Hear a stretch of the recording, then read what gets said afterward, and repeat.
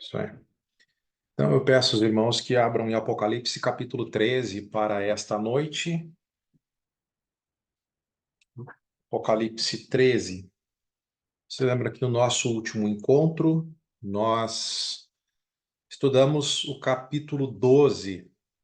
E no capítulo 12 e também no 13, o que Deus está comunicando através de João para aquelas 7 igrejas da Ásia é a razão pela qual eles estão sendo perseguidos.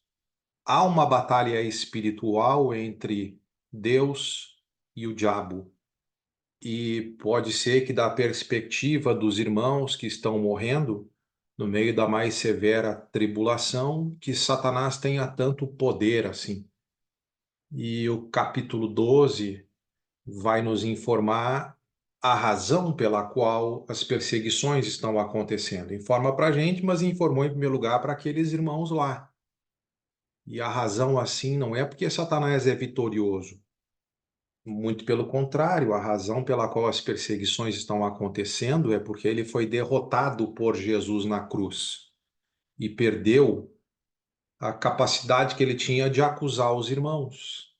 Para todo aquele que se converte a Cristo, ele não tem mais base para acusar porque o sangue de Jesus limpa de todo pecado.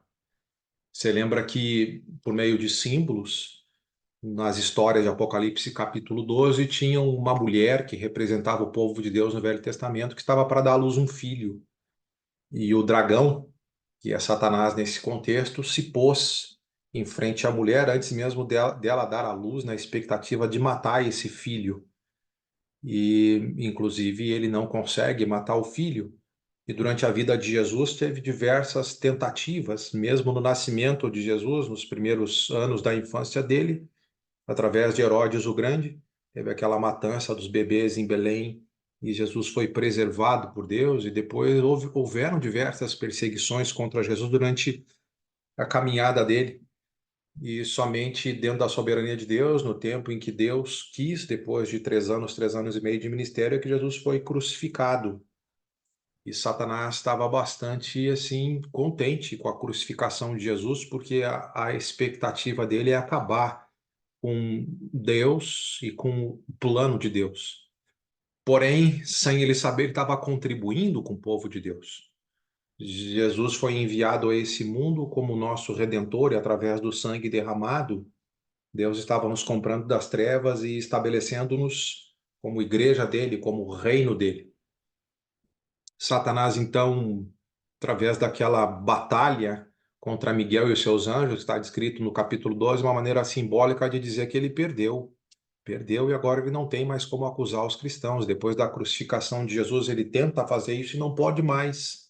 E aí então ele foi atirado à terra, cheio de ira, procurando destruir a igreja como um todo através das perseguições. Mas Jesus já tinha dito em Mateus 16, numa profecia para Pedro e os apóstolos, que nem as portas do inferno iriam prevalecer contra a igreja.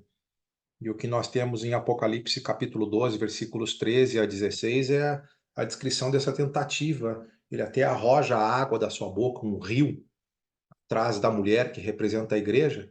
Tinha ganhado ásias de águia de Deus naquela história para que pudesse fugir de Satanás. Mas a terra abre a sua boca, engole a água, e irado agora, como ele não conseguiu destruir a igreja, ele procura destruir cada um daqueles que compõem a igreja são os cristãos individualmente. Capítulo 12, versículo 17, ele está pelejando contra os restantes da descendência.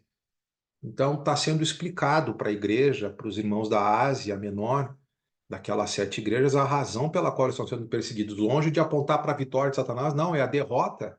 Ele é um tirano que perdeu o trono.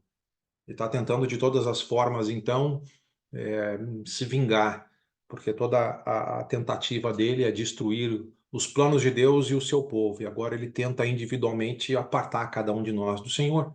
Estava fazendo isso no primeiro século, ele tenta por perseguição, ele tenta por falsa doutrina, e ele tenta também através de nos envolver com o pecado de novo, isso a gente viu nas igrejas, em Apocalipse 2 e 3.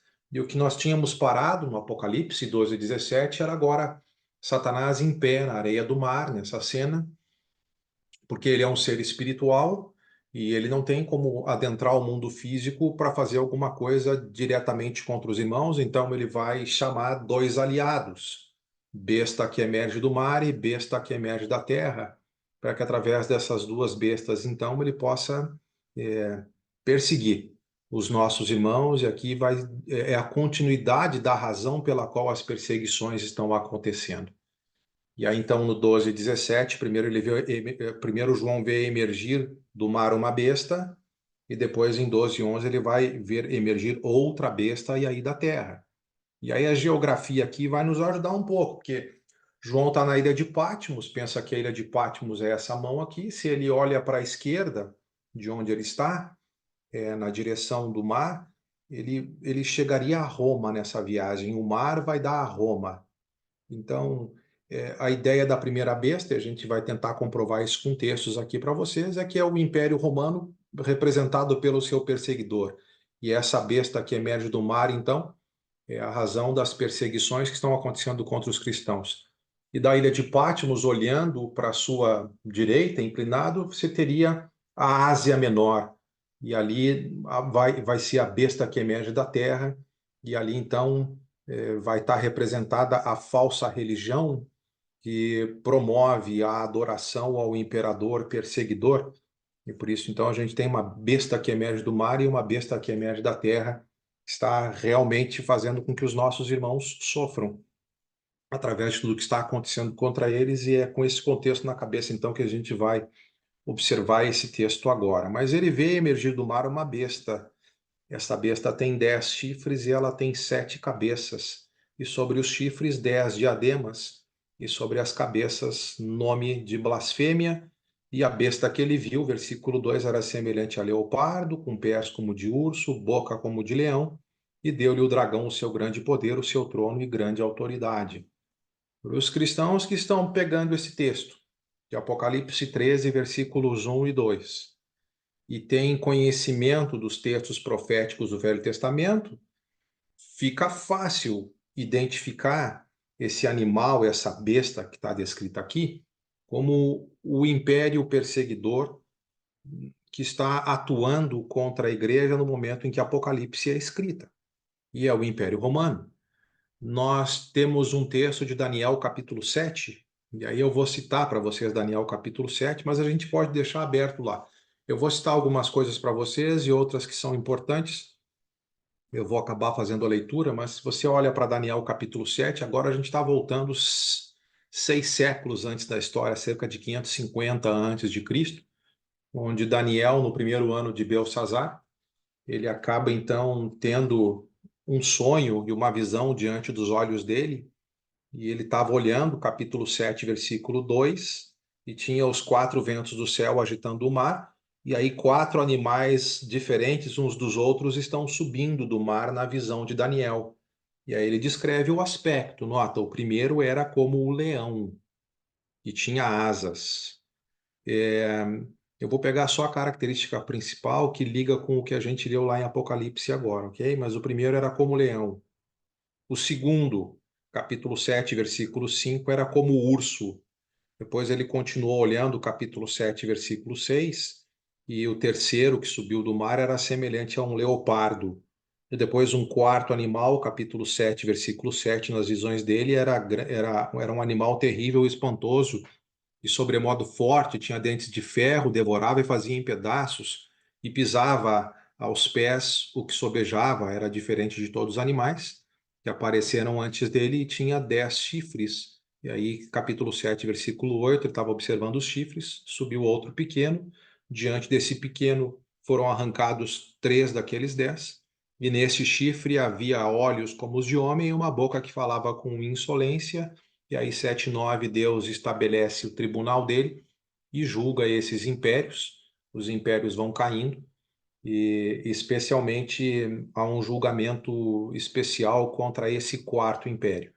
Esses 4 animais estão representando 4 impérios diferentes.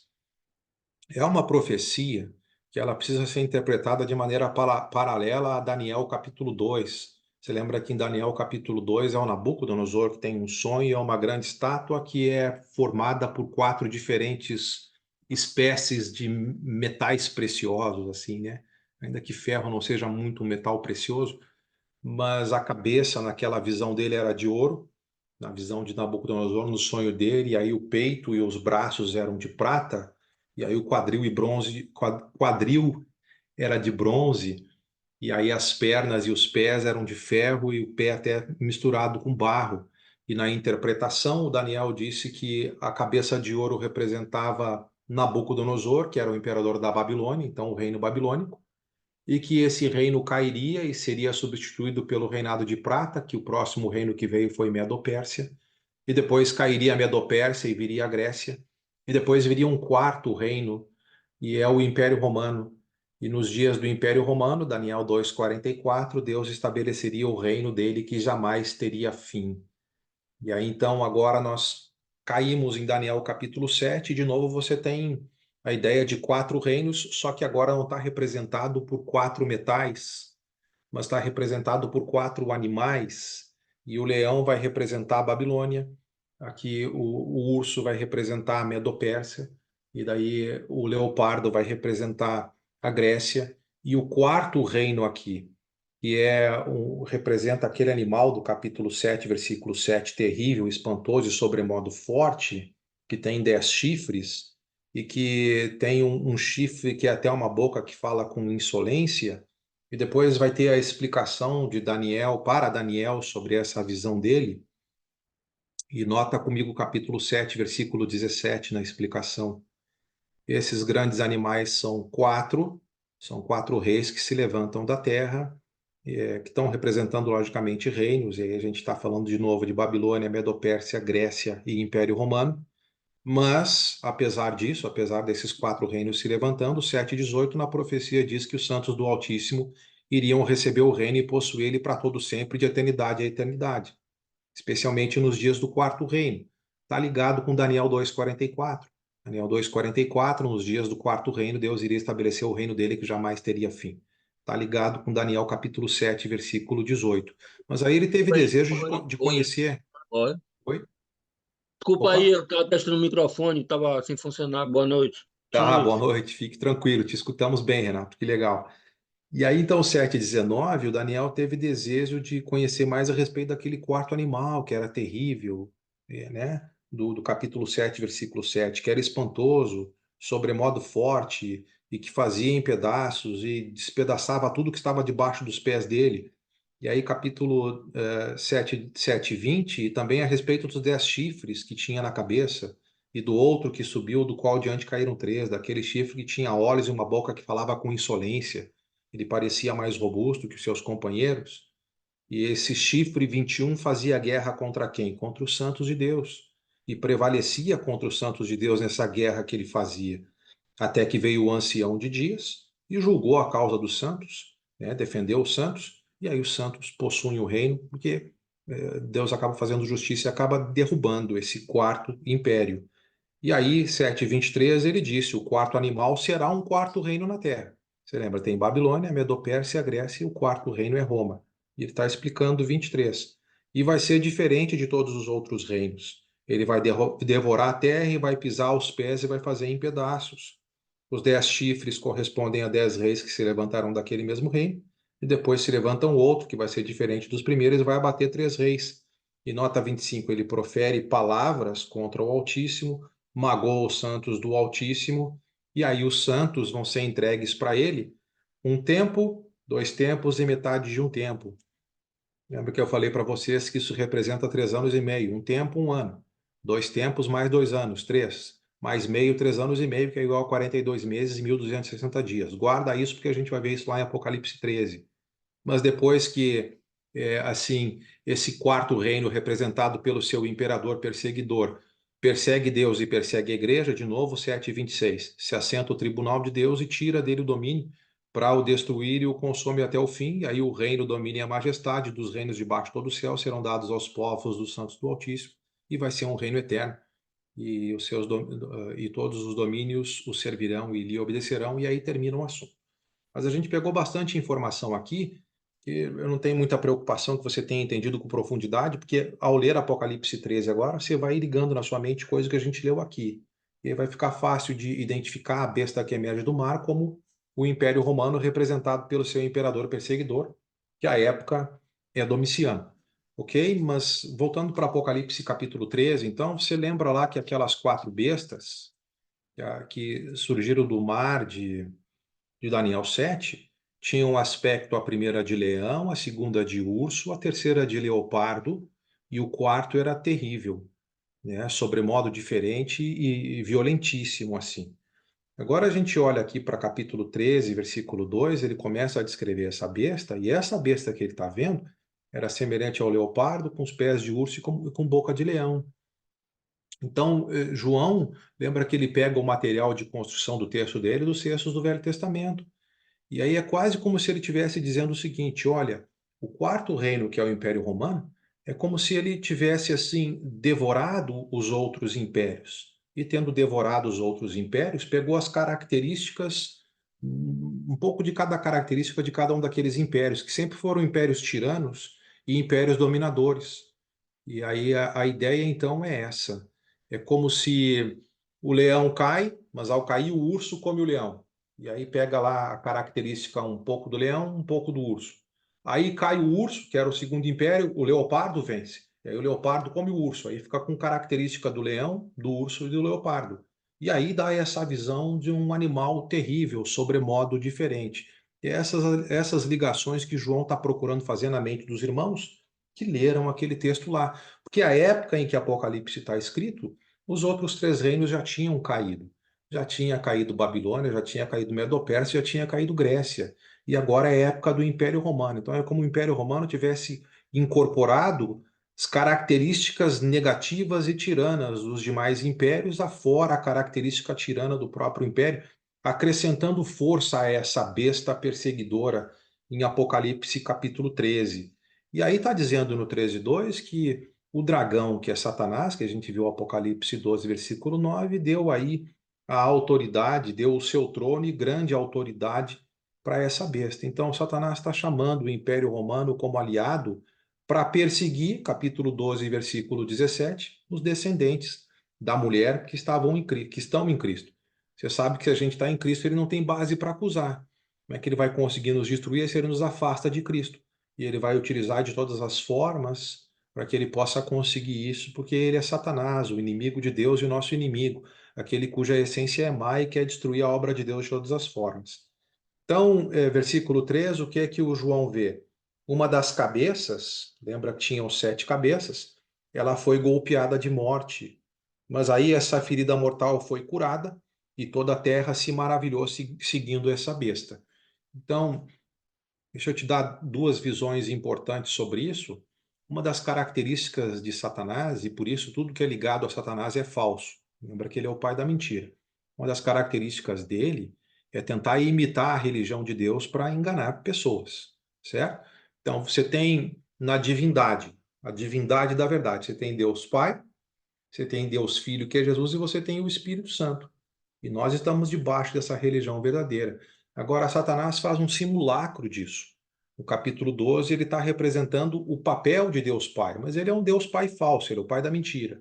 E agora ele está levantando uma besta que emerge do mar, e essa besta que emerge do mar, ela foi ferida numa de suas cabeças, mas essa ferida mortal foi curada. A terra toda se maravilha e acaba seguindo a besta, porque um aparente milagre aconteceu.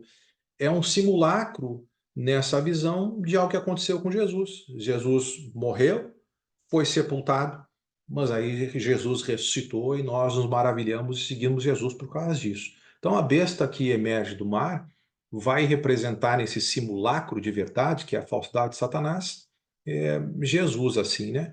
E depois você tem a besta que vai emergir da terra, gente.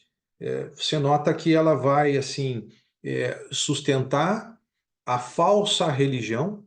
Sustentar, na verdade, ela vai promover a falsa religião de adoração ao imperador. Qual é o papel do Espírito Santo na Bíblia? Revelou para os apóstolos a palavra, para que por meio da palavra revelada pelo Espírito a gente possa então pregar e possa promover a adoração a Jesus. Então você tem o simulacro do mal aqui, tem o seu Deus Pai falso, que é o diabo, o seu Deus Filho falso, que parecia que assim tinha recebido um ferimento mortal, parecia que ia morrer e ressuscitou, e depois você tem sua própria falsa profecia, o seu próprio falso Espírito Santo. Capítulo 12, versículos 1 a 18, e Satanás faz isso para enganar. Vai ter falsos sinais lá no capítulo 12, no capítulo 13, versículo 13. A gente sabe que o Espírito Santo deu poder depois para os apóstolos fazer sinais no lado da verdade, né? Mas é todo um simulacro de falsidade para enganar as nações para que sigam essa falsa religião. É uma das lições assim por trás da coisa de Apocalipse 12, 13. Agora, literalmente falando, o que aconteceu na época, assim, nós tivemos uma primeira onda de perseguição, e aí é uma questão mais histórica agora. Nós tivemos uma primeira onda de perseguição promovida pelo Nero, que foi o quinto imperador, e ele reinou entre 54 e 68. Os quatro imperadores anteriores, antes da morte deles, eles certificavam de ter, assim, um sucessor ao trono. Geralmente não era um filho, mas eles procuravam alguém da aristocracia, alguém rico e poderoso, para que eles pudessem adotar como filhos. Às vezes podia ser até alguém muito próximo, como um sobrinho, porque depois da morte do imperador, essa pessoa nomeada pelo imperador assumia o trono. Mas a gente sabe que Nero, há uma polêmica nisso, ou ele foi assassinado, ou ele se suicidou, e ele não deixou um herdeiro no trono. Como ele não deixou um herdeiro ao trono, meus queridos, deixa eu abrir uma tela aqui para vocês. Vamos ver aqui. Você lembra? Acho que eu já mostrei isso aqui para você, mas vamos lá, vamos mostrar de novo, né? Como ele não deixou um herdeiro ao trono, nós tivemos um ano de 13 imperadores, Galba, Otto e Vitélio. Não deixou ninguém indicado, né? E aí isso aqui são generais diferentes, com suas legiões de soldados diferentes, brigando pelo trono de Roma. E aqui Roma quase colapsou, quase acabou o império aqui, porque não tinha unidade, existiu guerra civil aqui. Aí o que aconteceu? O Vespasiano foi o próximo imperador, nota que é o ano dos 13 imperadores aqui, e o próprio Vespasiano também assume o trono e aí pacifica tudo e Roma segue adiante. Ele assume também em 69. Mas o Vespasiano, enquanto estava acontecendo essa guerra civil, ele era o general mais experiente de Roma, ele estava na frente de batalha contra Jerusalém.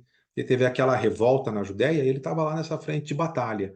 E aí o que aconteceu? Tito e Domiciano são filhos de Vespasiano. O que o Domiciano fez?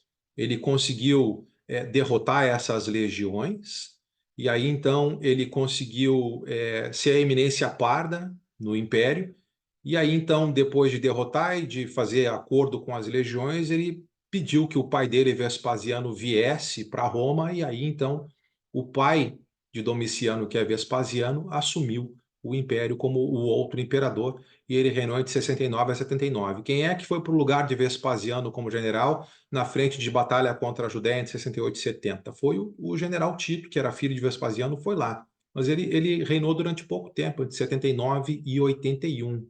E aí, depois da morte do Tito, que reinou tão pouco, então Domiciano acabou assumindo o trono e ele foi então o novo imperador perseguidor.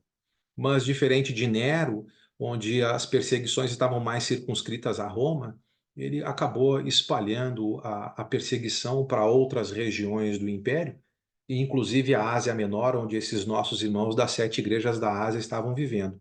Então, quando o João, Apocalipse 13, vou só completar a ideia, tá. já te passo, quando o Apocalipse 13 diz que uma das cabeças foi golpeada de morte, as 7 cabeças ali, eu esqueci de dizer para vocês, representa as 7 reis. Isso aí a gente vai ver lá em Apocalipse 17 depois. Então, uma das cabeças, um dos imperadores, foi golpeado de morte. E aqui todo mundo pensava que o império ia encerrar. Mas aí então, o que acabou acontecendo é que com a subida de Domiciano ao trono, essa política de perseguição acabou ressuscitando. Nós tivemos, entre aspas, agora, um novo Nero.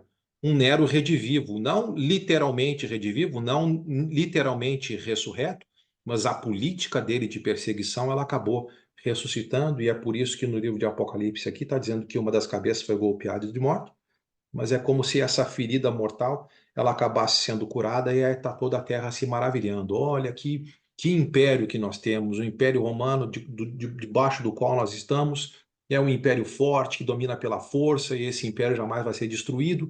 E tem o imperador que Nero, que era tão forte, acabou morrendo, mas agora nós estamos com um novo imperador muito mais forte, muito mais poderoso, e um imperador que estava sendo adorado, né?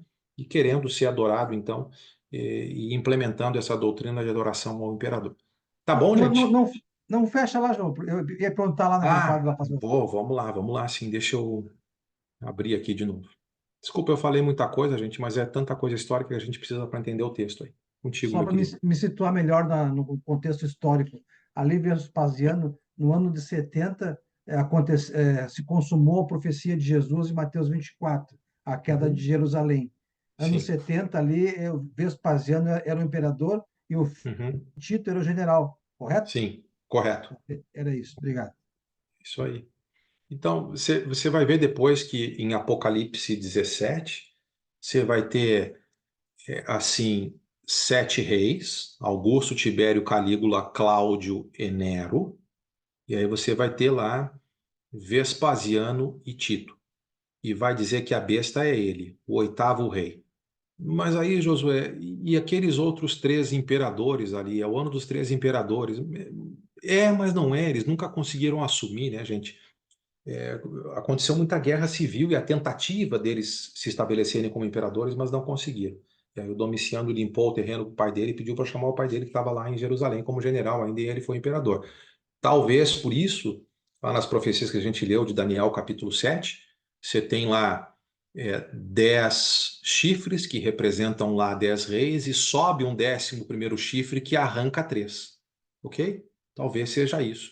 Agora, cerca de 500 anos depois, Apocalipse 17, João vendo a cena mais clara, sabendo que esses 3 imperadores nunca assumiram na realidade, só vai falar de 8 imperadores lá em Apocalipse 17. Tá certo? É isso aí, meus queridos. Nós vamos continuar a leitura aqui para que a gente possa ir avançando. Mas como então capítulo 13, versículo 3, houve essa suposta ressurreição, 13:3, né, descrita aqui de maneira simbólica, então 13:4, adoraram o dragão, porque deu autoridade à besta, e também adoraram a besta dizendo: quem é semelhante à besta? Né? Porque, afinal de contas, é um império tão poderoso, com um imperador tão poderoso assim, Domiciano, que está conquistando a vitória contra diversas nações. Esse homem é o Senhor e o Deus aqui na Terra, e estavam adorando ele como Deus. E é notável que, se a gente pega o capítulo 12, quando a gente tem aquela vitória de Miguel e os seus anjos contra o diabo e os seus anjos, o nome Miguel quer dizer quem é semelhante a Deus. E agora aqui de novo você tem um simulacro no capítulo 13, versículo 4. Quem é semelhante à besta? Quem pode pelejar contra ela? Os cristãos atentos que estão lendo o Apocalipse, nos 12 primeiros capítulos, já tem a resposta. Quem é que pode pelejar contra a besta? Deus pode. E os cristãos estão entendendo com a leitura desse texto que essa perseguição de Satanás é por causa da derrota dele, não por causa da vitória dele. E aí, nota versículo 5: foi-lhe dada uma boca e proferia arrogância e blasfêmias e a autoridade para agir durante 42 meses. Você lembra que a gente leu isso em Apocalipse, em Daniel capítulo 7? Lá tinha aquele chifre que falava contra a arrogância, contra Deus e pelejava contra os santos de Deus? E que lá agia em 7:25 de Daniel por um tempo, 2 tempos e metade um tempo, que é 3 anos e meio, que é igual a 42 meses. Então, capítulo 7, 13, versículo 5 é a mesma ideia.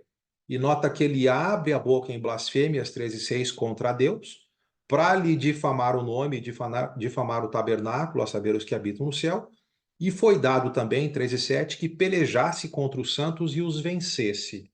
Logicamente, essas vitórias de Satanás, a gente tem entendido no livro de Apocalipse, que são vitórias muito curtas e parciais, seguidas de uma derrota esmagadora. Você lembra quando a gente leu o Apocalipse 11? Volta comigo em Apocalipse 11, eu quero mostrar alguma ligação para você aqui. Você tem aquelas 2 testemunhas na cena que representam a igreja, o intervalo entre a sexta e a sétima trombeta, mas as 2 testemunhas que representam a igreja, elas estão debaixo de perseguição intensa pregando, e tem poder de Deus para ir pregando até que o tempo da pregação se finda. E aí, então, capítulo 13, versículo 7, a besta que surge do abismo peleja contra elas, vence e mata elas.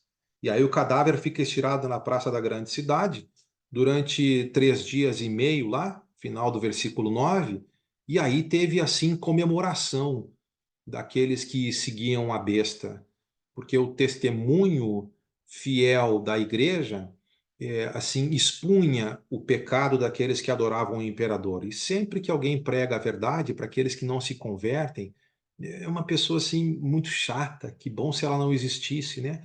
Então aqui estão todos comemorando a morte das duas testemunhas, mas foi só uma vitória parcial e ilusória de Satanás e da besta, porque depois de 3 dias, versículo 11, 3 dias e meio, um espírito de vida vindo da parte de Deus penetra, as testemunhas ressuscitam, e não só ressuscitam, capítulo 11, versículo 12, elas são arrebatadas ao céu. E aí então, 11 e 13, tem juízo caindo contra os perseguidores. É a mesma ideia do capítulo 13. Satanás está pelejando contra os irmãos, através das suas perseguições, através da besta que representa o Império Romano, representado pelo seu imperador perseguidor. Parece que ele está tendo uma grande vitória. E aí, então, 13:8, assim como teve festa lá no capítulo 12, aqui no 13:8, estão adorando todos os que habitam sobre a terra, a besta, né? Quais? Aqueles cujos nomes não foram escritos no livro da vida do Cordeiro, que foi morto desde a fundação do mundo. Mas já anuncia aqui a derrota do império. Aqui assim um encorajamento da parte de Deus através da carta, para que os irmãos entendam que por mais perseguição que há, é 42 meses, é 3 anos e meio. Quer dizer, é um tempo curto, é intenso, mas é curto e eu já vou julgar. E aí 13:9, se alguém tem ouvidos, ouça. A igreja deveria prestar atenção nisso. Se alguém está levando para cativeiro vai ir. Se alguém está matando a espada, é necessário que seja morto a espada. E aqui está a perseverança e a fidelidade dos santos. Quer dizer, Deus vai julgar a causa. E assim como os romanos estão levando os nossos irmãos à prisão e morte, daqui a pouco o império vai cair também. É a ideia desse encorajamento no versículo 9. Então, 9 e 10. Então, uma vitória parcial, capítulo 13, versículo 7, está blasfemando contra Deus, lutando contra os santos e vencendo. Nossos irmãos estão sofrendo perseguição intensa, inclusive morrendo. Mas não se preocupa. Daqui a pouco eu vou julgar a causa. E eles que estão levando para cativeiro vão para cativeiro. E eles que estão matando a espada, é necessário que eles sejam mortos à espada também. Tá bueno, meus queridos? Fico aberto aí para as perguntas e comentários de vocês aí nesse primeiro trecho da noite.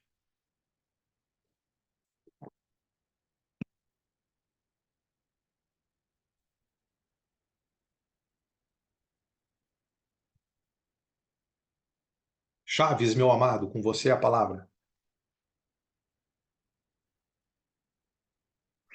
É, olhando desta forma, não sei se eu posso, assim, Jesus olhando os seus discípulos, seus servos sendo perseguidos, e ele fortalecendo, consolando e permitindo que eles fossem mortos. Quando algum de nós, em oração, diz que Deus nos livrará de todo mal, esse tipo de oração, olhando para esse aspecto que se percebe em Apocalipse, poderíamos considerar como certa? Eu acredito que não. Tanto que nós temos vistos em nosso meio, mas eu vou deixar você me responder, claro. Tanto que temos visto em nossos meios irmãos que servem com fidelidade e dedicação, e muitas vezes a gente vê assim, ué, mas por que o irmão sofre tanto? E aí esta é a minha pergunta, professor. Obrigado, boa noite, saúde. Boa noite, obrigado, meu amado. Então, depende da perspectiva que a gente está dessa libertação do mal. Se é libertação do mal no sentido de ausência de provação, aí a gente está assim com uma visão equivocada. Agora, se é libertação do mal, entendendo que nem a morte derrota o cristão, então sim, a gente é sempre liberto do mal, porque o que está acontecendo aqui, nesse livro de Apocalipse, através de diferentes símbolos, Deus está dizendo: eu sei o que está acontecendo, e longe de ser uma vitória de Satanás, não, é uma derrota dele.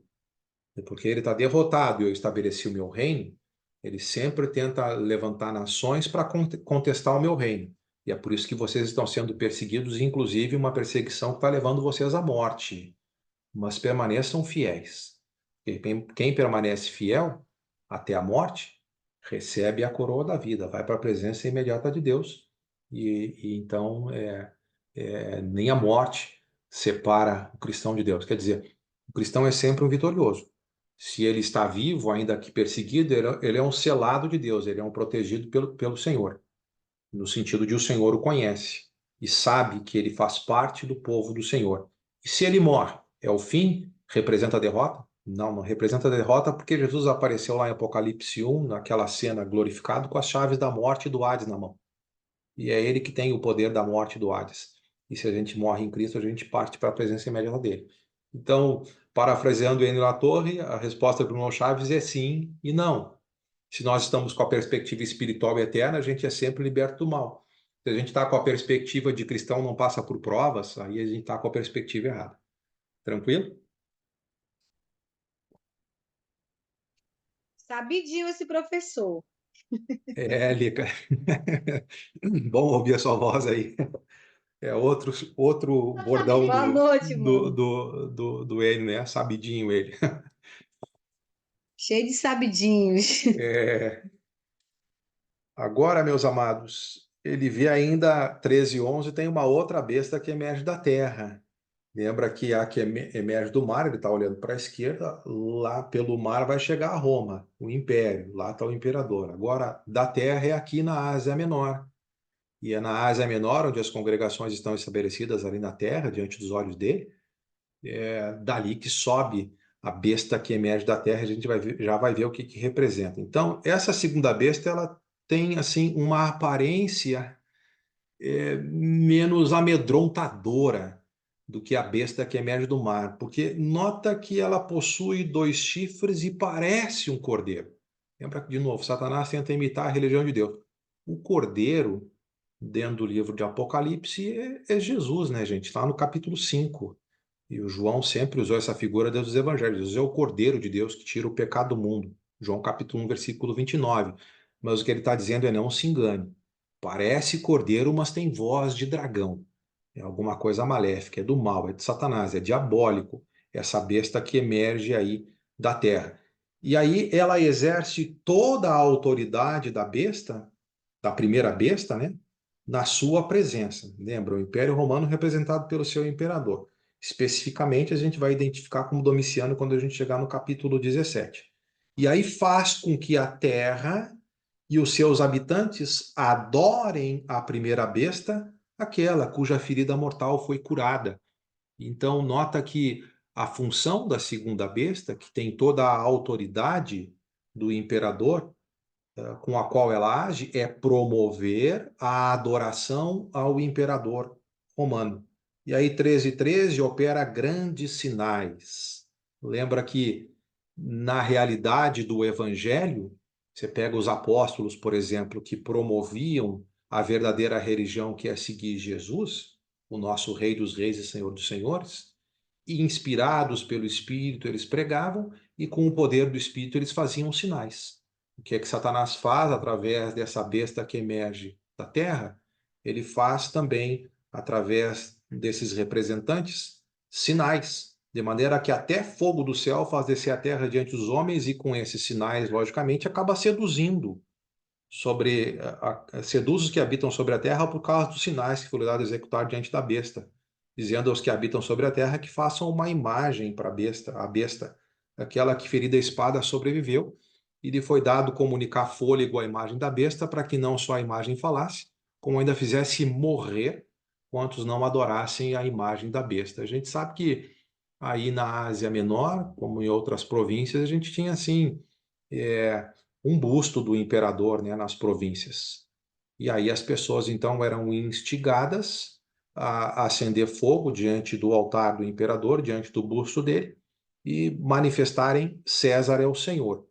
Para as nações conquistadas pelo império, que não eram cristãos, tudo bem fazer isso. Aquilo já era um panteão de idolatria mesmo, um a mais, um a menos, sem problema. Agora, o problema é para os nossos irmãos em Cristo, que têm Jesus como único Senhor, e que estavam negando fielmente essa adoração ao imperador. Na medida em que eles não querem adorar o imperador, uma das consequências é, final do versículo 15, morte.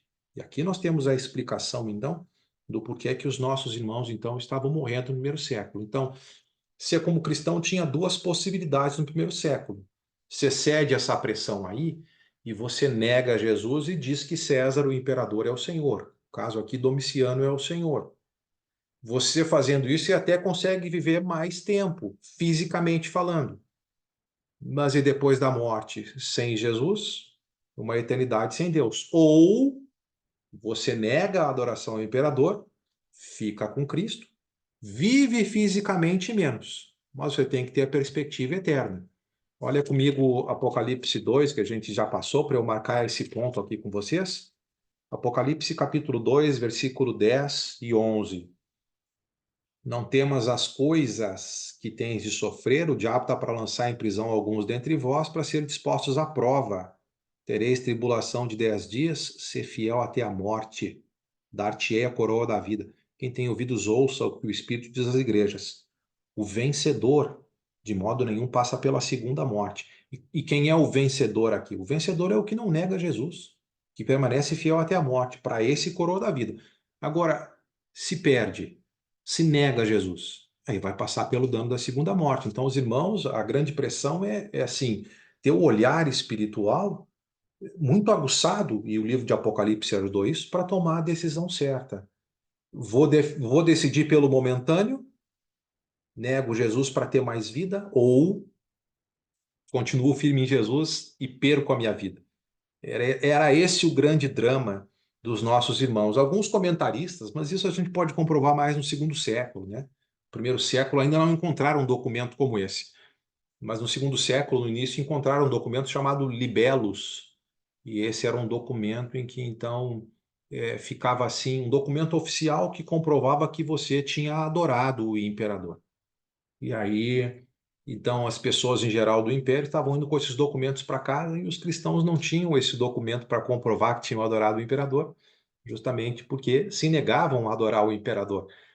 Alguns até brincam que alguns irmãos nossos em Cristo que gostam de contemporizar a coisa estavam comprando esse documento no mercado negro, né? Para que então pudessem não negar Jesus e ao mesmo tempo ter um documento que comprovasse que tinha falsamente adorado o imperador. Aí os pregadores mais fiéis diziam: ó, não vale para comprar documento no mercado negro, tem que ser fiel a Jesus mesmo, não comprar nada errado aí. Mas, infelizmente, os nossos irmãos estavam passando por isso. E Apocalipse está sendo escrito, então, para encorajar os nossos irmãos a ficarem fiéis. E aí, 13:16. A todos os pequenos e os grandes, ricos e pobres, os livres e os escravos, faz que lhe seja dada uma marca sobre a mão direita ou sobre a fronte, para que ninguém possa comprar ou vender, senão aquele que tem a marca, o nome da besta ou o número do seu nome. Então, você lembra que em Apocalipse capítulo 7, e vai aparecer isso para a gente de novo em Apocalipse 14. Deus selou os seus fiéis, e ele selou simbolicamente. Lá em Apocalipse 7, está entre o capítulo 6 e 8, que é entre o sexto e o sétimo selo. E em Apocalipse capítulo 7, tem 4 ventos que vão ser mandados da parte do Senhor para cair sobre os perseguidores. Mas antes que esse juízo caia, é dada uma ordem lá em Apocalipse 7 para que esse juízo ainda não venha, porque Deus começou a selar na fronte aqueles que eram os seus seguidores. Quer dizer, o juízo é para os perseguidores e não para o meu povo. E aí foi selado 12.000 de cada tribo, gerando 144.000. A gente viu que simbolicamente representa o povo de Deus e a igreja. Então a ideia, Deus tem os seus selados e ele conhece os seus e protege os seus e beneficia os seus. Lembra que a religião de Satanás, ela é uma religião que imita a religião de Deus. E simbolicamente, dentro do livro de Apocalipse, você tem aqui a todos os pequenos e os grandes, os ricos, os pobres, os livres, os escravos, que não seguem Jesus, ou um cristão que negou Jesus, agora tem a ideia de que está sendo selado pela besta que emerge do mar, da terra, selado por Satanás. Quer dizer, não pertence a Deus, esse grupo aqui pertence a Satanás. E se esse grupo aqui pertence a Satanás e adoração ao imperador, eles estão livres para comercializar também. A gente lembra que nessas regiões da Ásia aí, uma das grandes profissões assim era a profissão no meio do comércio mesmo. A gente estudou sobre Tiatira, que nós tínhamos inclusive associações comerciais. E nessas associações comerciais nós tínhamos os padroeiros dessas associações comerciais. E os cristãos, para que pudessem continuar fazendo parte dessas associações comerciais, eram instigados a adorar o ídolo daquela associação.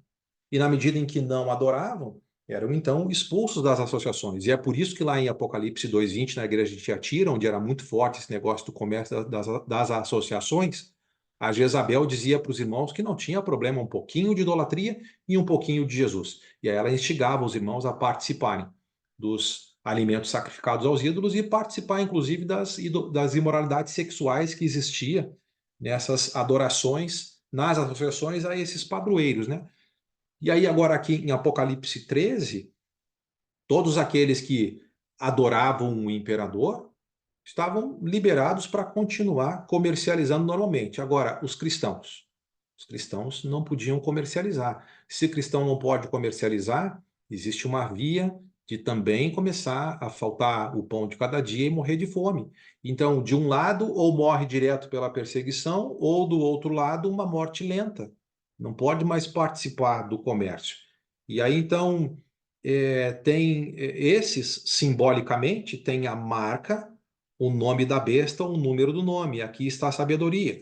Aquele que tem entendimento, calcule o número da besta, pois é número de homem.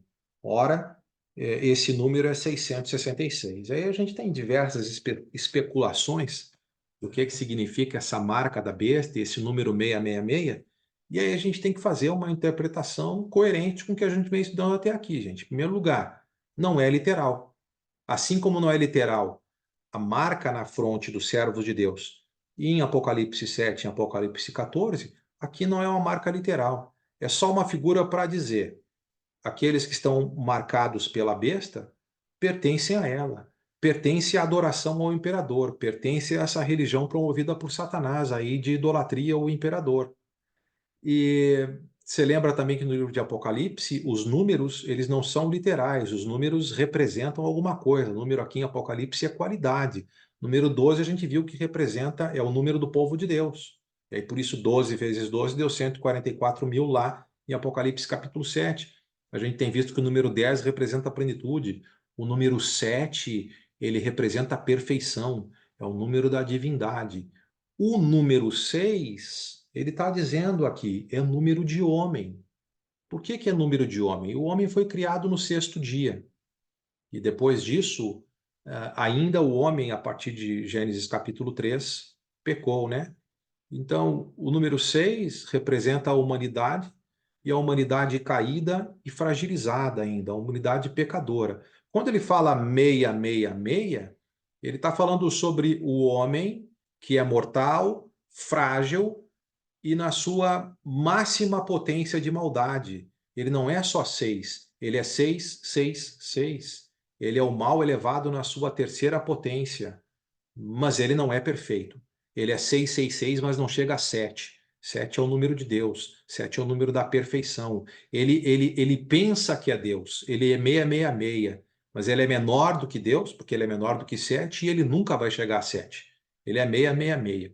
Então, o número da besta representa isso, representa essa ideia de humanidade, representa essa ideia de fragilidade, de impotência. Tem muita maldade envolvida, porque é um império humano, representado pelo seu imperador humano, que se acha Deus e que está perseguindo aqueles que não o adoram como Deus.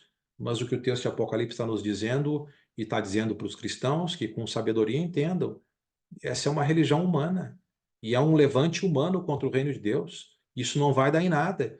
E se esses que estão ou me negando para se submeterem à idolatria do imperador, ou aqueles que não querem nem se converter a mim e que estão se submetendo à idolatria ao imperador, saibam, é fraco, é humano, é uma coisa violenta que eu abomino, essa coisa toda, e esse império vai cair, e todos aqueles que têm a marca dele, quer dizer, que estão ligados a ele, e fazem parte do povo dele, vão cair também. E o meu povo que está do meu lado, os selados por mim, esses vão ser vitoriosos.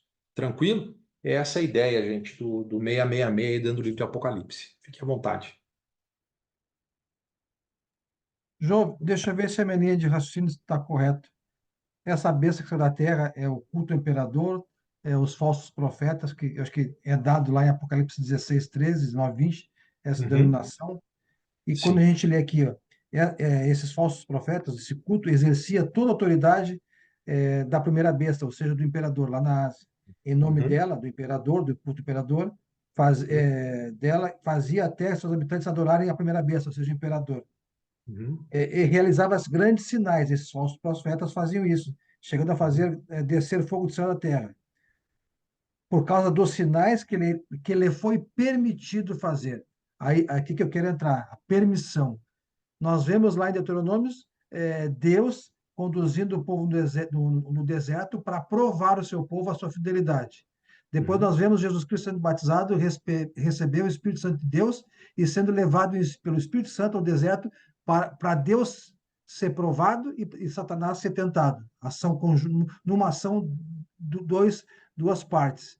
Aqui eu vejo também que aqui há a permissão. Deus permite que Satanás use o Império Romano para tentar o seu povo e Deus, ao mesmo tempo, está provando o seu povo. Ou seja, a vida toda nossa nos dias de hoje é isso. Nós somos provados, num mesmo evento, provados por Deus e Uhum. tentados por Satanás. E Deus Uhum. permite que Satanás faça essa tentação, essa ação limitada, esse poder Uhum. limitado, para que ele quer saber que realmente quem merece, né, quem vai dar o reino dos céus. Seria isso? Uhum. Uhum. Isso é um bom pensamento e a gente pode até ligar com o Egito. Você lembra que antes da primeira praga, você teve Deus dizendo para que, se o faraó perguntasse que sinal eles trazem ligado à afirmação de que ele tem que libertar o povo do Egito. Aí Deus disse para Arão jogar o bordão dele no chão, que iria se tornar uma serpente. E aí o faraó chamou os magos dele, encantadores, e eles conseguiram também transformar o bordão deles em serpente, porém o bordão de Arão comeu o bordão do pessoal lá, dos encantadores e mágicos lá do Egito, né? E aí, mas o faraó se endureceu. E aí teve a primeira praga, que foi a praga de tornar água em sangue, e os encantadores do Egito conseguiram também fazer esse mesmo sinal que Moisés e Arão fizeram. E depois teve a segunda praga, que foi a praga de rãs, que também eles conseguiram reproduzir, assim como o milagre que Moisés e Arão haviam feito. Mas quando chega na terceira praga, que é a praga de piolhos, eles não conseguem reproduzir.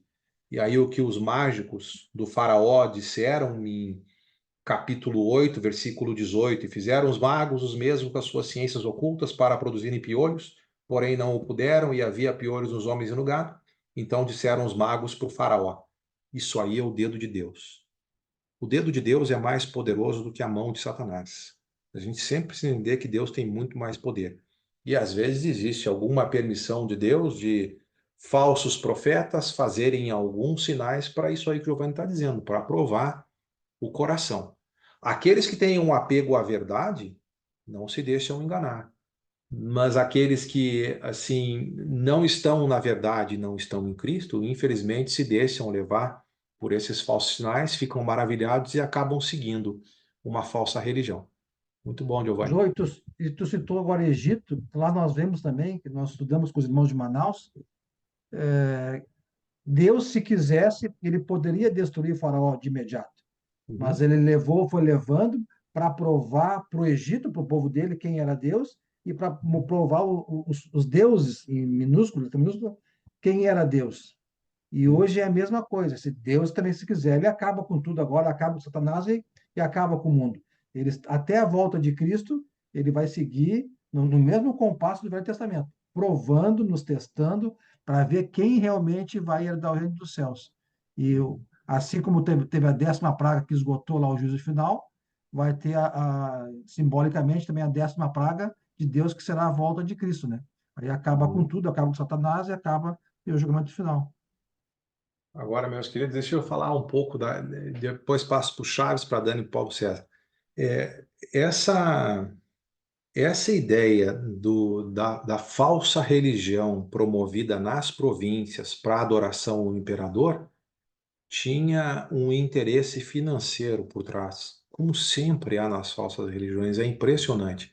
Quem promovia essa falsa religião nas províncias eram os asiarcas, os aristocratas. E aí, logicamente, eles estabeleciam toda uma religião com seus sacerdotes imperiais, mas era uma competição nas províncias para ver quem conseguia puxar mais o saco do imperador.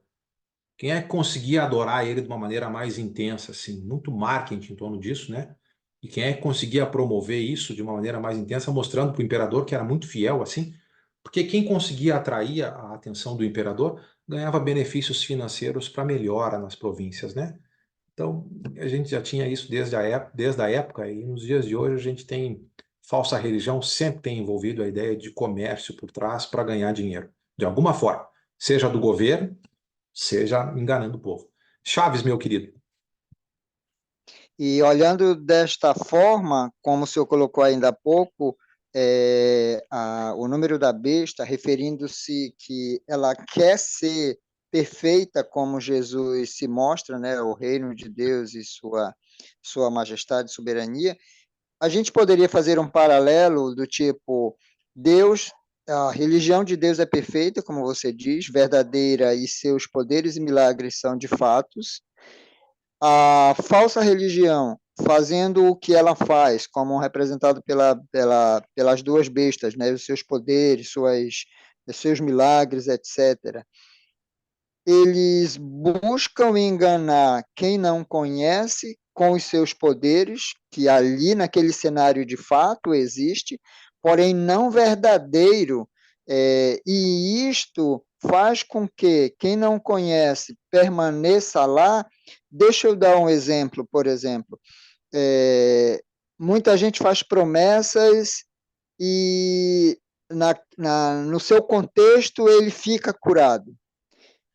E a gente sabe que a pessoa vai pagar essa promessa de joelho, vela, etc., um monte de coisas. Mas aquilo não foi, digamos assim, aquilo não veio de Deus, porque ele não foi a Deus, ele foi a um ídolo que está inserido nesta religião falsa. Poderíamos pensar assim, professor? Podemos, eu acho que por causa de 2 Tessalonicenses 2,9, tem lá o homem da iniquidade que promove falsos sinais e engana aqueles que não têm amor pela verdade, né? Mas se deleitam com a injustiça. E a ideia dessas religiões é promover supostamente o poder que essa imagem tem e comunicar vida a alguma coisa que não tem vida e não tem poder, que era o marketing aqui, né? No capítulo 13, no versículo 14, dizia para fazer uma imagem à besta e comunicava a fôlego a imagem da besta. Então, essas religiões pregam que aquela imagem vai fazer determinado sinal e quando o suposto sinal acontece, atribuem àquela imagem a realização daquele sinal e a idolatria se prolifera e se espalha. Então, é algo que vai se repetindo na história, com certeza, meu irmão Chaves, mas os enganados são aqueles, como diz 2 Tessalonicenses 2:9-12, aqueles que não têm amor à verdade, mas se deleitam com a injustiça e com a mentira. E esses, Deus, inclusive, envia a operação do erro. Quer acreditar na mentira? Então está aqui a mentira. Porque se quiser se libertar e encontrar a verdade, o Senhor vai providenciar o caminho da liberdade. Obrigado, meu querido Chaves. Dani, amada? Uma afirmação que eu queria a sua confirmação, né? Eu observo que Satanás ele é um inimigo que não deve ser destemido, né? Porque ele é muito astuto e ele nunca age de forma feia, né? Ele sempre faz a coisa parecer bonita. E assim, eu observo, né, na minha caminhada, que assim ele adentra bastante na família, né, para fazer a má obra e muitas vezes as pessoas acham assim, ah, não, eu estou servindo a Deus, eu tenho esse poder de derrotá-lo. Eu acho que a gente tem que estar mais humilde e tementes a Deus e pedir esse auxílio de Deus, né? Que é você estar assim, fortalecendo na palavra e na prática da fé. Porque quando você acha que ele é um inimigo destemido e derrotado, é aí que ele entra, né? Fazendo a arruaça, porque você não consegue mensurar o poder que ele tem. Ele tem poder, sim, ele não tem um poder maior do que o de Deus, mas ele tem um poder de derrotar aquele que se acha que tem esse poder para derrotá-lo. Então, a gente tem que, acho que, se humilhar mais para Deus e entender que sem Deus a gente não consegue vencer nada. Uhum.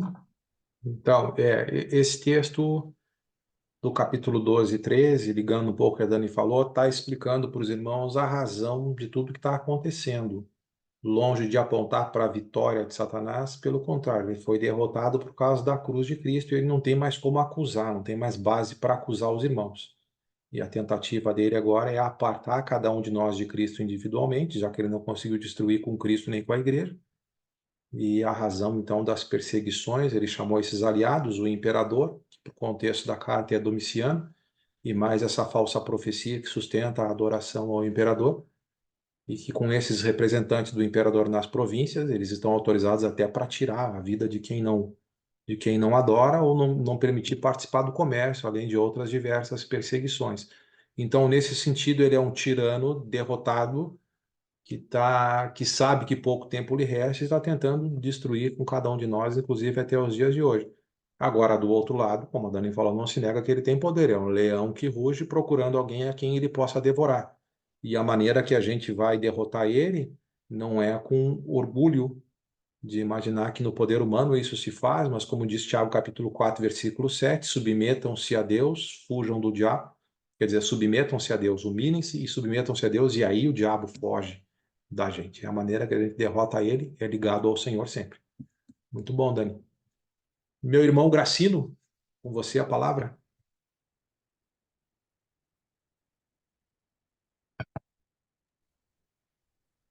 Josué, só uma pergunta aqui, não tem muito a ver, não, mas por exemplo, um exemplo nós podemos chamar o evangelho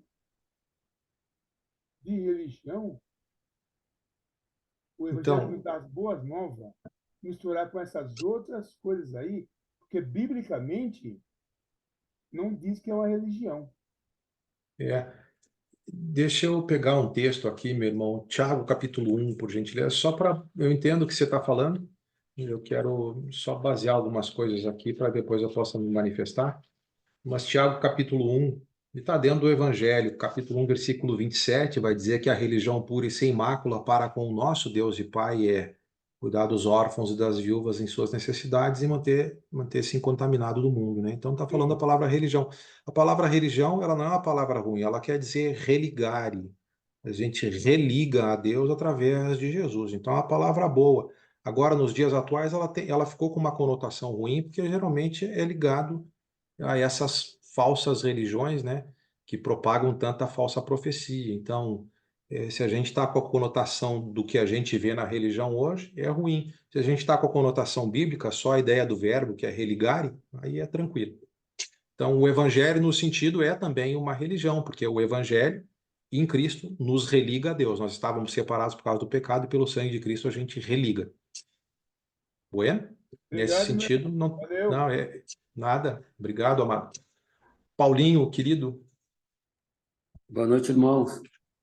Irmão, eu ia citar um texto aqui de 1 Timóteo, quando Paulo está ali instruindo Timóteo, exatamente sobre isso que você colocou para nós aqui, ali em Apocalipse 13, quando a doutrina, né, no sentido de Satanás tá realmente usando, né, e trazendo, atuando nos dias atuais, né? E ele compara esse ensinamento com o ensinamento de demônios. Ali em 1 Timóteo 4, né?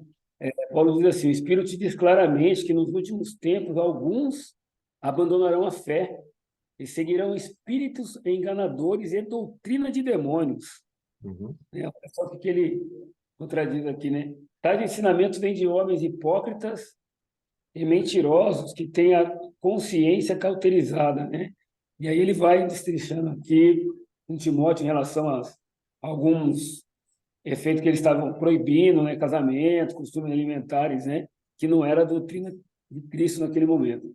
Então a gente vê que hoje isso realmente, né? E a comparação que ele faz aqui com doutrinas de demônios, né? Então realmente é o poder de Satanás assim agindo no homem e é aquilo que tu falou, o homem ele são interesses apenas, né? é o que ocorre hoje, são interesses pessoais mesmo de cada um, né? Não está naquilo que Deus realmente colocou para nós, como Jesus orou lá em João 17, pela unidade, né? Naquilo que ele ensinou, né? Uhum. Então, Excelente, até Paulinho. aí. Obrigado pela ligação, amado. Então, para a gente fazer uma outra ligação aqui e fechar o pacote dessa noite. Você lembra que eu afirmei para vocês, isso é uma visão minha, a gente poderia ter encerrado o livro de Apocalipse no capítulo 11, sétima trombeta, vitória. Mas aí, capítulo 12 a 22, repetem-se as lições com outros quadros e símbolos para enfatizar a ideia de que o reino do Senhor foi estabelecido, que o império está tentando se levantar contra, mas não vai prevalecer. Apesar das perseguições que estão acontecendo, o império cai e o reino do Senhor continua. E aí, nessa segunda parte, então, eu lembro que eu falei para vocês sobre a ideia de uma luta.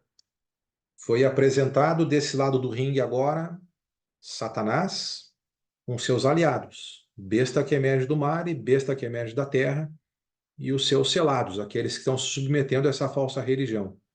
O outro lado do ringue, nessa batalha espiritual, semana que vem, Apocalipse 14. Tem Deus, Jesus, tem o Espírito e tem os seus selados. Vai acontecer esse choque, essa batalha. Quem é que vai vencer? Até o final do livro de Apocalipse é nos dada a resposta de quem é que vence essa batalha. E aí, então, lembra que o livro de Apocalipse está sendo, então, um forte encorajamento para aqueles nossos irmãos do primeiro século que estão sofrendo essa forte perseguição aí do Império Romano. Certo? Chaves, meu querido. Como o senhor faria um paralelo de Apocalipse, segundo as perseguições que existiam lá, com a nossa realidade hoje, por exemplo? Como hoje nós podemos considerar como perseguição nós cristãos que temos buscado ficar debaixo da palavra? Lá era adoração ao imperador. Na sua experiência, segundo as suas pesquisas, hoje, o senhor olhando para Apocalipse, olhando para o reino de Cristo hoje, principalmente no nosso Brasil, como o senhor, o que o senhor consideraria como perseguição? Muito bom. Então, uma coisa que no momento eu consigo ver lendo o texto de Apocalipse, eu não creio mais que a gente vai ter um império mundial e vai conseguir fazer uma perseguição em nível mundial como aconteceu com o Império Romano. Da época de Domiciano à frente foi até alguns imperadores conseguiram até espraiar mais do que ele essa perseguição. Então eu não acredito mais num império mundial fazendo isso, né? Depois, quando a gente chegar em Apocalipse 20, a gente conversa um pouco sobre isso. Mas em diferentes locais, com diferentes níveis de perseguição, pelo fato da gente seguir Jesus, as perseguições ainda acontecem. Talvez cada um de nós na sua região, e desde uma região menor até uma região maior, sei lá, pega no seu trabalho. Você começa a pregar Jesus, e aí lá na empresa tem, sei lá, toda uma política contra Jesus. E sei lá, você está sustentando lá, talvez você vai ser perseguido no trabalho e talvez você perca o emprego por causa da política anti-Jesus lá.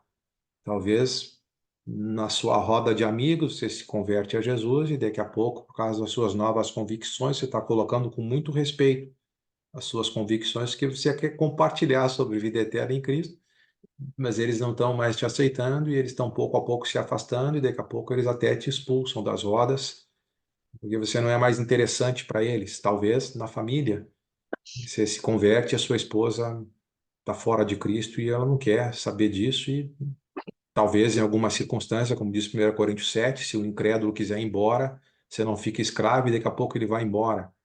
Então, agora, há outras regiões no mundo onde tem perseguição em regimes tiranos e ditatoriais, não em nível mundo inteiro, mas sim, nas suas próprias regiões, tem lugares onde o evangelho ele é proibido de ser pregado e anunciado, e tem irmãos nossos que estão morrendo hoje por causa do evangelho.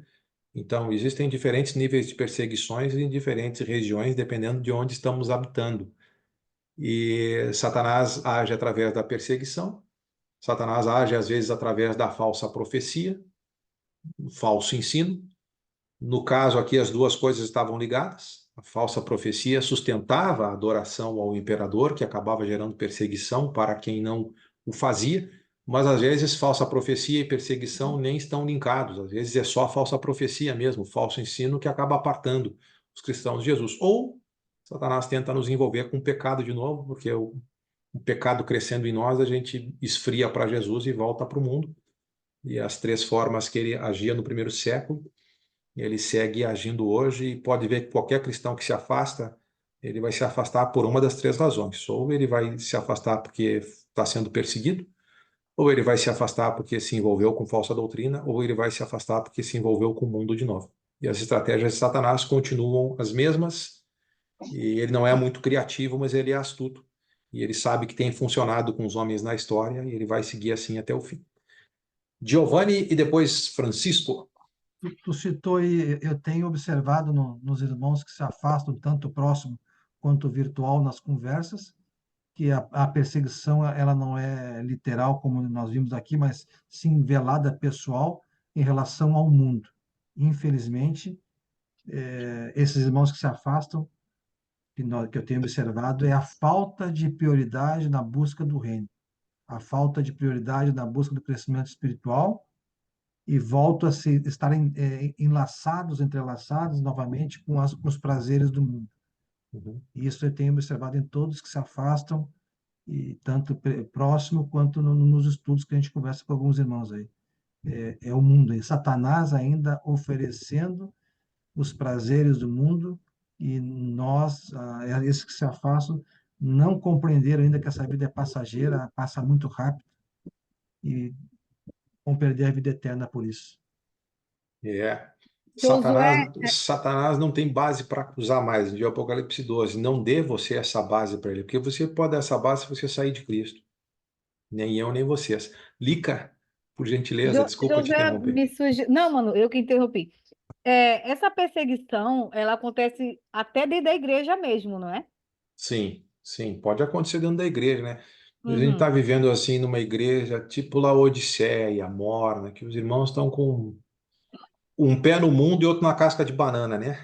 Sim, E sim. aí a gente tenta falar a verdade, às vezes vai acontecer, puxa, olha ali, tá ali o radical ali, que quer fazer as coisas aqui, Uhum. né, de uma Sim, maneira diferente. E aí, sim. às vezes E, acontece da gente se sentir e eu acho perseguido, mesmo entre que isso irmãos. tá acontecendo muito nas igrejas de Cristo, né? Talvez seja isso também um motivo de afastamento de alguns irmãos, como o Giovanni estava falando, que não busca aprender, não busca se apegar a Cristo, porque eu estou na igreja para servir a Jesus, não aos homens, né? Não a Uhum, irmão fulano de tal ou ciclano. uhum. Então, falta muita maturidade para esses irmãos, eu acho, né? Pelo menos é o que eu estou vendo e vejo também. Sim, Ah, sim. mano, obrigada. É nada diferente do que a gente leu nas igrejas da Ásia aí, né? Vocês veem que a história se repete. Ali estava Uhum. tentando haver uma conciliação, né? Um pouquinho de idolatria, um pouquinho de Jesus, um Isso, pouquinho do mundo, um pouquinho de Jesus. E isso. aí a gente segue enfrentando, né? Segue É tentando. Seu verdade. Josué, eu acho Obrigada. assim, Oi, às vezes Sandri. você você leu a Bíblia, eu li uma vez, já li, já sei assim, não. Não pode esquecer que a Bíblia é um sustento espiritual. É um sustento espiritual. Se a pessoa só lê uma vez, não lê mais, é um perigo. É um Sim, perigo. A pessoa fica muito vulnerável. Então é bom estar sempre na palavra do Senhor para poder se alimentar espiritualmente, né? Então eu vejo dessa forma, né? é como parar de comer fisicamente. Vai Então pronto. zerar os nutrientes, vai ficar aberta uma série de doenças que levam à morte. Você Isso fica aí, vulnerável, né? Também fica. acho. Também acho. Espiritualmente acontece também. Francisco é o Chesco? Opa, é Francisco É, mesmo. é Francisco. Ok, meu irmão. Que legal. Graça, Bem-vindo. graça e paz, irmãos. Olha Graça. só, só para como endosso, né, ao que falaste ali sobre as perseguições ali, né, que vivemos hoje, né? Uhum. Eu vou citar um exemplo que eu vivi, e é um testemunho, né? Que eu acho que o testemunho vale muito mais que palavras, às vezes. Eu trabalhei numa grande empresa e durante muito tempo eu comecei a conquistar, eu trabalhava direto com o filho do diretor. Então eu consegui que orássemos nas reuniões, muito tempo. E tinha colegas que eram de seitas e outras, entre aspas, religiões, né? Ah, que começaram a dizer não e não, e acabou as orações. Enfim, fizeram a cabeça do quem manda, né? E eu consegui também nessa mesma empresa um espaço no intervalo do trabalho das pessoas que os cristãos que trabalhassem ali naquela empresa se reunissem para estudar a palavra. E eu comecei a procurar todos eles, fui atrás de quem se dizia crente, né? E comecei a buscar. E eu tive uma dificuldade para reunir, não consegui reunir. E eu lembro que a última tentativa que eu fiz, uma menina que se dizia muito entendida, foi e me disse: eu não vou participar porque eu não sei que potestade está nesta empresa aqui, então eu não posso participar, eu não sei com quem eu estou lutando no mundo espiritual. E aí eu vejo essas falsas religiões, né? Realmente, depois que as pessoas aprendem errado, e fica difícil quando começa a correr atrás de homens que se dizem anjos de Deus, se dizem poderosos, que eles não pregam a Cristo, eles começam a pregar a eles mesmos, e tudo que os irmãos colocaram é verdadeiro, e começa a correr atrás desses falsos profetas, e o que que ocorre? As pessoas se apegam àquilo ali, eles escutam dentro da igreja deles aquilo que o coração deles quer ouvir, como eu sempre cito, dão o pasto que a ovelha quer, não dão o pasto verdadeiro para a ovelha, e aí fica difícil de realmente mudar essa concepção que eles têm de Deus. É realmente muito difícil isso. E depois de que entrar a mentira, é muito complicado você vencer, porque o coração do homem endurece realmente. É muito mais fácil, digamos, converter um leigo ou até um ateu do que alguém que entrou dentro de alguma seita e que é guiado por homens. Obrigado, Francisco, amado. Meus amados,